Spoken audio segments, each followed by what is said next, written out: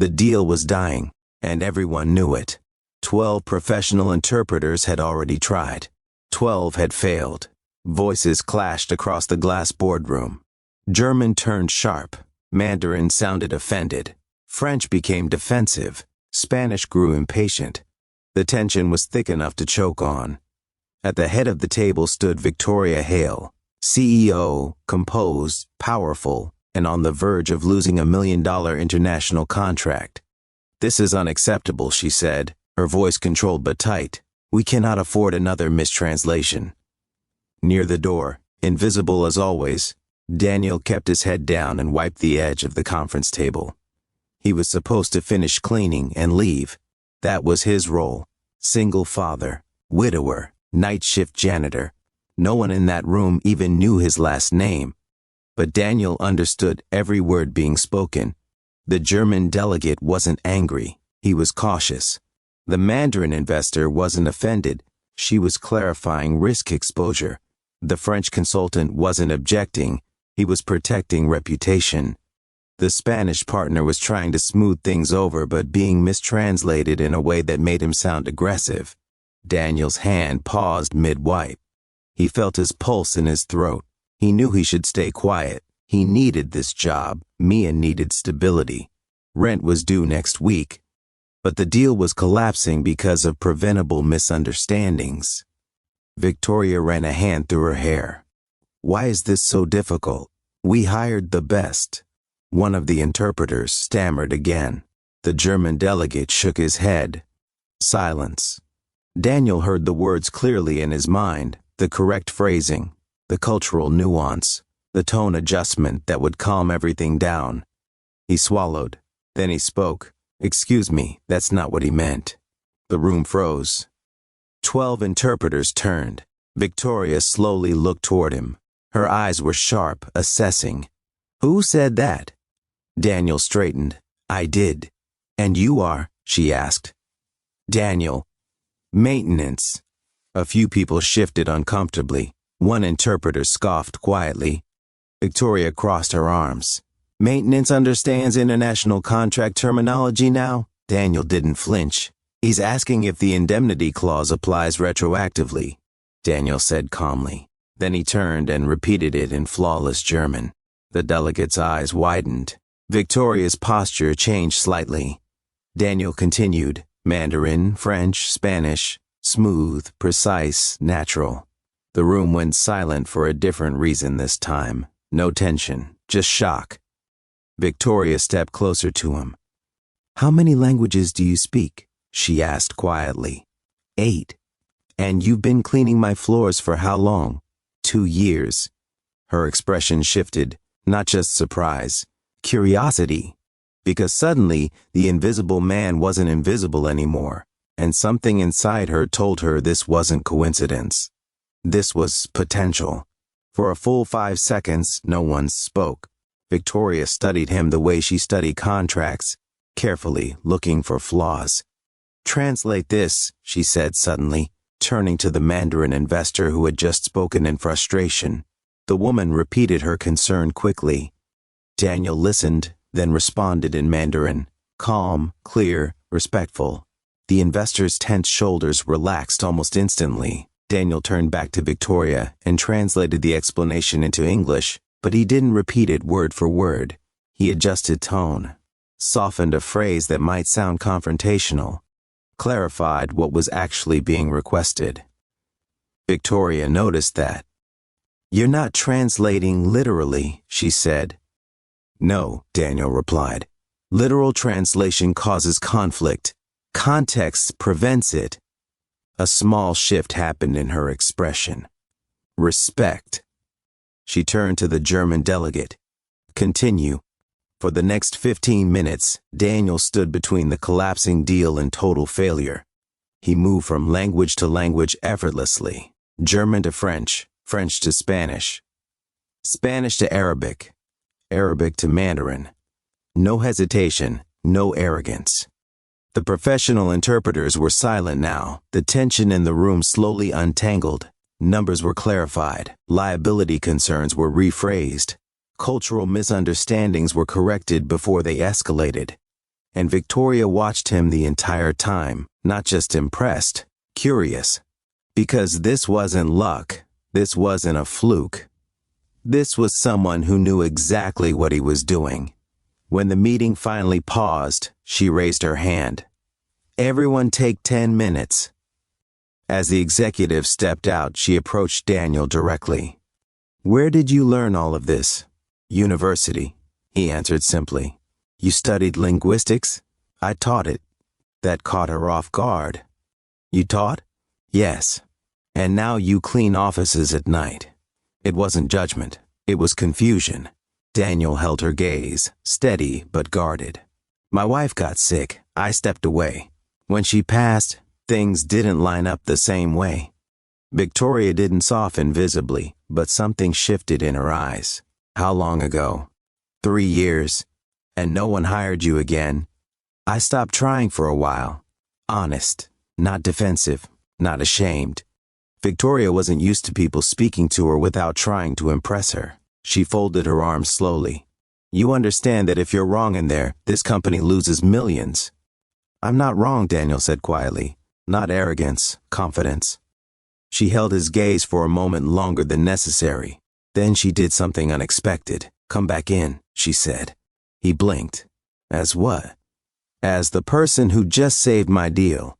For the first time in 2 years, Daniel walked into that boardroom without a mop in his hands. And Victoria didn't look at him like maintenance anymore. She looked at him like an asset. And that scared him more than invisibility ever had. Before we continue the story, drop a comment telling me where you're watching from. And if you ever loved someone with your pure heart, subscribe to this channel so you never miss the best stories. Daniel didn't sit at first. He stood beside the wall out of habit, hands loosely clasped in front of him. Even after Victoria gestured toward the empty chair near her, he hesitated. You're not staff right now, she said quietly. You're support. That word hit differently. He nodded and sat. The final stage of the negotiation began. The revenue model was the last obstacle. The German delegation wanted a slight shift in long-term percentage distribution. On paper, it seemed minor. In reality, it changed leverage. The CFO leaned toward Victoria. If we agree to this, we lose 4% projected gain over 5 years. Victoria's jaw tightened. She turned to Daniel. Translate carefully. He did. The German representative spoke again, calm but firm. Daniel listened closely, then paused before translating. He understood something the others didn't. They're testing partnership stability, Daniel said quietly to Victoria. In their corporate culture, this isn't about squeezing profit. It's about seeing if you'll compromise early to build trust. She studied him.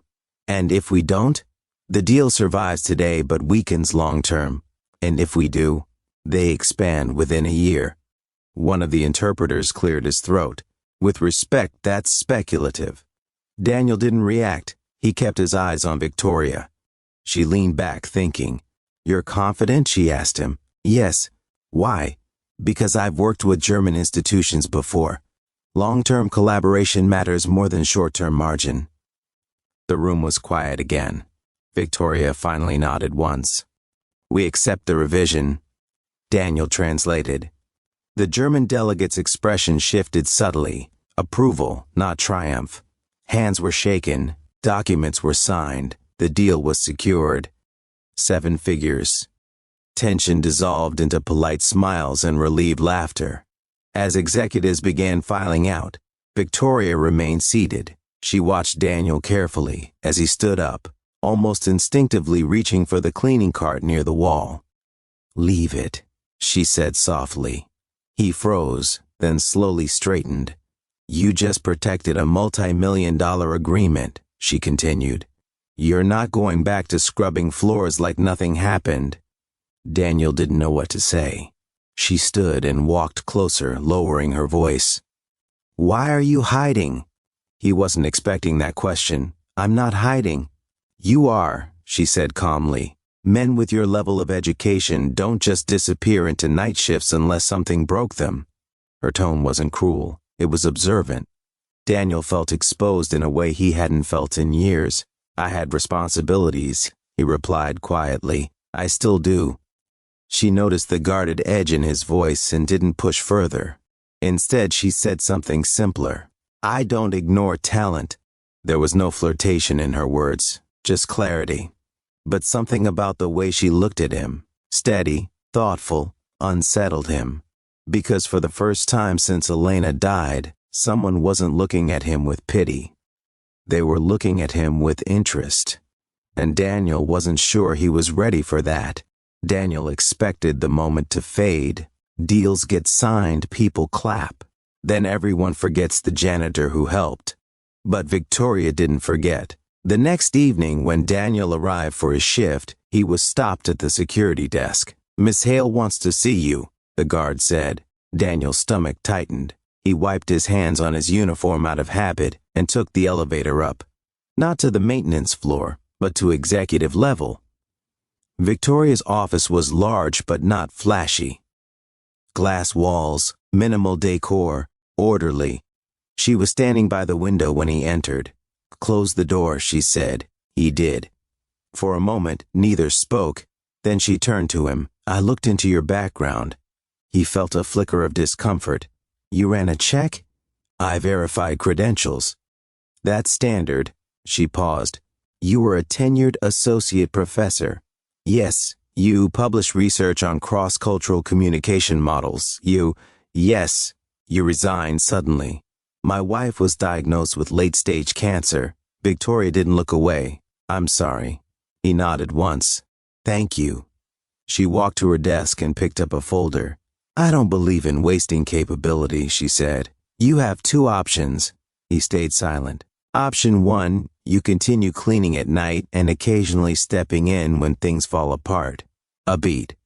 Option 2, you join this company as Director of International Communications. The words hung in the air. Full-time role, salary triple his current income, benefits, flexible hours written into the proposal. Daniel felt his pulse in his ears. That's a major leap, he said carefully. It's a logical correction, she replied.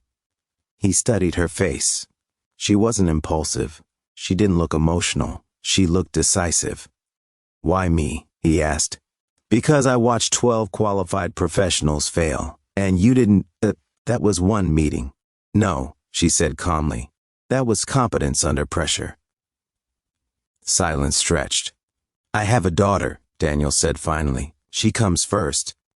Victoria didn't hesitate. Then we structure your hours accordingly. He looked genuinely surprised. You think I don't understand family? She asked softly. He hadn't expected that tone. I'm not asking you to sacrifice your life, she continued. I'm asking you to stop shrinking it. That landed harder than anything else she had said. Daniel looked down briefly, shrinking it. He had done exactly that. I need time, he said quietly. You have 24 hours. As he turned to leave, she added something unexpected. And Daniel, don't refuse because you're afraid of being seen again. He paused. She had read him too well. When he stepped out into the hallway, his chest felt tight. Hope was dangerous, but invisibility had been suffocating. For the first time in years, he wasn't just thinking about survival, he was thinking about possibility. And that scared him. Daniel didn't sleep much that night. Mia was sprawled across the small couch, homework still open beside her. He had promised to quiz her on vocabulary words, but his mind was somewhere else. Director of International Communications. The salary alone would change everything. A better school, a safer neighborhood, savings, stability. But stability was exactly what he was afraid of losing. He sat beside Mia and gently brushed her hair from her face. She stirred. Daddy? Yeah, you're thinking too loud, she mumbled. He almost laughed. Am I? Yes. He hesitated. Then he told her, I got offered a new job. Her eyes opened fully. Like a real office job? He smiled faintly. Apparently I've always had one. I just stopped using it. She studied him with childlike seriousness. Is it good? Yes. Then why are you scared? He didn't answer right away. Because the last time Daddy had a big job, everything changed. She didn't understand fully, but she knew what he meant. "Mom got sick," she said softly. He nodded. After Elena's diagnosis, Daniel had watched his world collapse in slow motion. He lost control of everything: her health, his schedule, his income, his future. When she passed, ambition felt pointless. Cleaning floors required no long-term vision. It was simple, predictable. A corporate role meant stepping back into uncertainty. "Will the new job make you tired?" Mia asked. "Probably." "Will you still eat dinner with me?" "Yes." "Will you still come to school plays?" "Yes." She thought for a second, then shrugged. "Then it's fine." Children simplified what adults complicated. The next morning, Daniel returned to the office during the day for the first time in years, not as maintenance, as a decision maker. Victoria was in a strategy meeting when he arrived. She excused herself and stepped into the hallway. "Well?" she asked. He took a steady breath. "I'll accept. On one condition." Her eyebrow lifted slightly. "Go on. My hours are structured around my daughter. I won't compromise that." She didn't smile, but her expression softened. "Done. No negotiation. No hesitation." That surprised him. "There's something else," he added carefully. "This is professional. Strictly." Her gaze sharpened slightly. "I don't mix power with personal lines," he continued. "I need clarity." A long pause. Then she nodded once. Agreed. The air between them shifted. Not awkward, not romantic, just honest. "Welcome aboard, Daniel," she said, extending her hand. When he shook it, something steady passed between them. Not attraction, not yet recognition. Two people who understood pressure. Two people who had built walls for different reasons.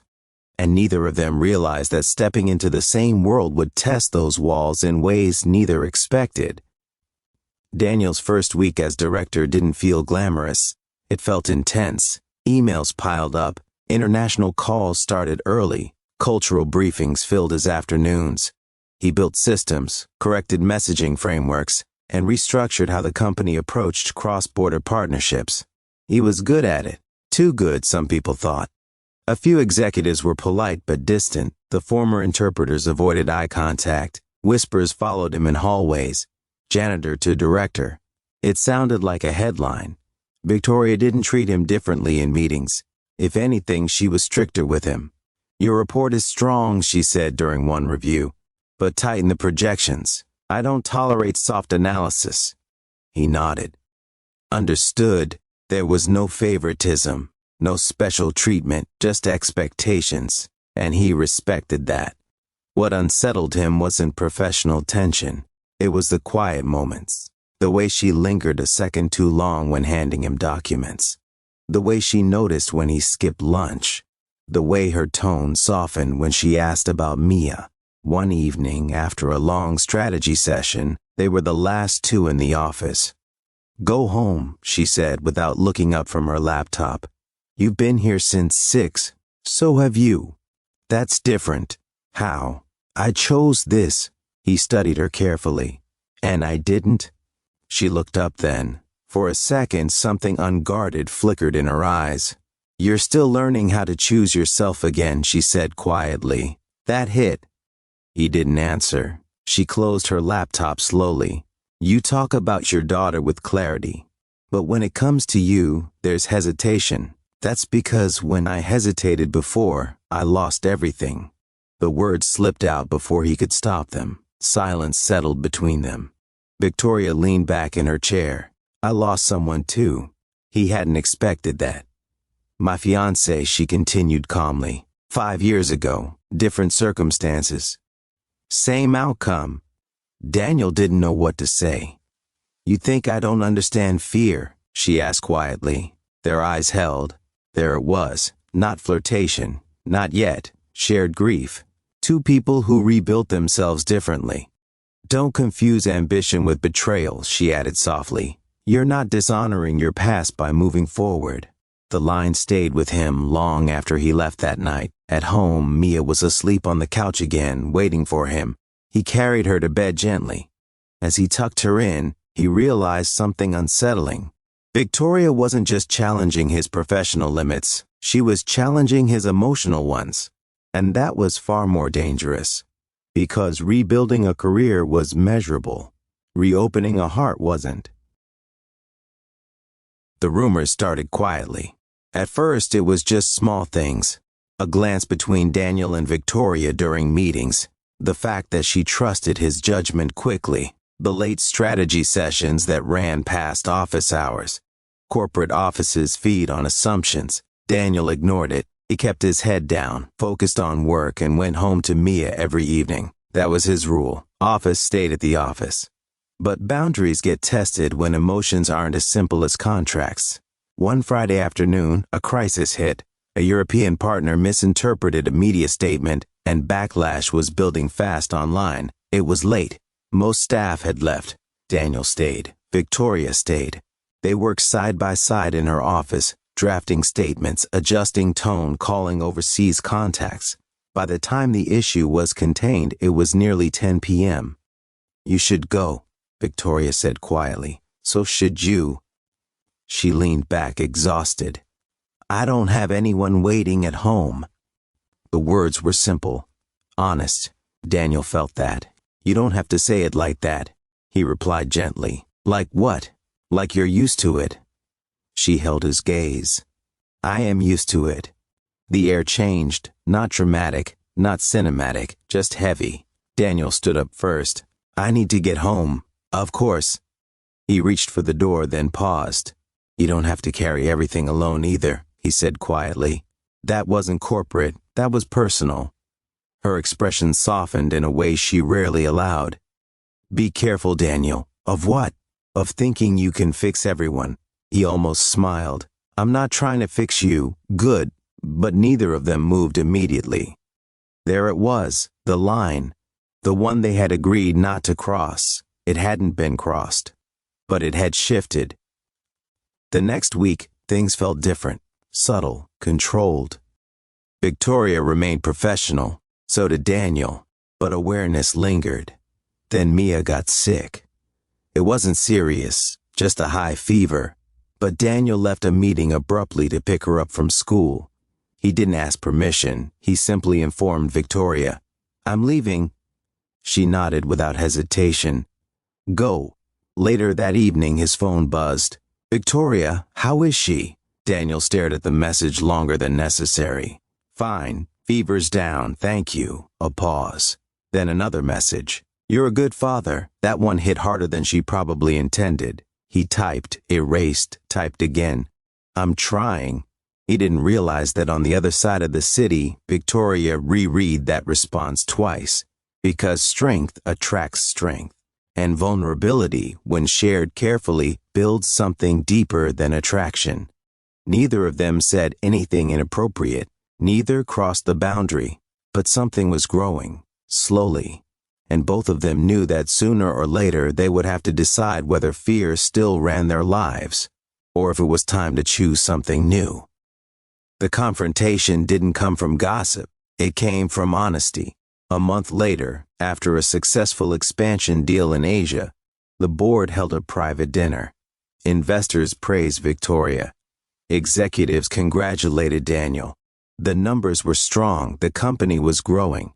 On the ride back, Victoria asked him to stay a few minutes, not in her office, on the rooftop. The city lights were steady below them. "You've changed this company," she said calmly. "You were already building it," he replied. "That's not what I meant." Silence settled between them, but it wasn't uncomfortable anymore. "I need clarity," she said finally. "Before rumors grow or lines blur further." Daniel nodded. He respected that. "You matter here," she continued. "Professionally. That won't change." "And personally?" he asked carefully. She didn't look away. "That's the part I won't rush." He exhaled slowly. "I won't either." He stepped closer, but not too close. "I spent 3 years shrinking my world because I thought moving forward meant betraying what I lost," he said. "You reminded me it doesn't." Victoria's voice softened. "And you reminded me that being strong doesn't mean being alone." There was no dramatic confession. No impulsive kiss. just understanding. We take this slowly, she said. Outside work boundaries. Clear, respectful. If at any point it threatens either of our responsibilities, we step back. Agreed. That was it. No fireworks. Just two adults choosing carefully. 6 months later, Daniel stood in a brighter apartment, bigger windows, better neighborhood. Mia ran through the hallway laughing. He was no longer the invisible man. He led international teams now. He built partnerships. He was respected. But he still came home for dinner. Victoria joined them sometimes, not as a CEO but as Victoria. She helped Mia with homework. She listened more than she spoke. It wasn't perfect. It was real. One evening, as Mia worked on a school essay titled My Hero, she read it out loud. My dad cleans floors and speaks 8 languages. He says no job makes you small, only fear does. Daniel felt his throat tighten. Victoria looked at him, not impressed, proud. He had saved $1 million deal. But that wasn't the real victory. The real victory was choosing not to disappear. Choosing to step forward again. Choosing love without abandoning responsibility. This story teaches us that greatness is never defined by job titles, appearances, or where someone stands in a room. Hidden talent can live behind the most ordinary roles. Fear can shrink a person, but courage brings them back to life. We learn that grief does not mean the end of growth. Moving forward does not betray the past. And sometimes, the person no one notices is the one capable of changing everything. Most importantly, we learned that ordinary people can do extraordinary things when they finally choose to believe in themselves.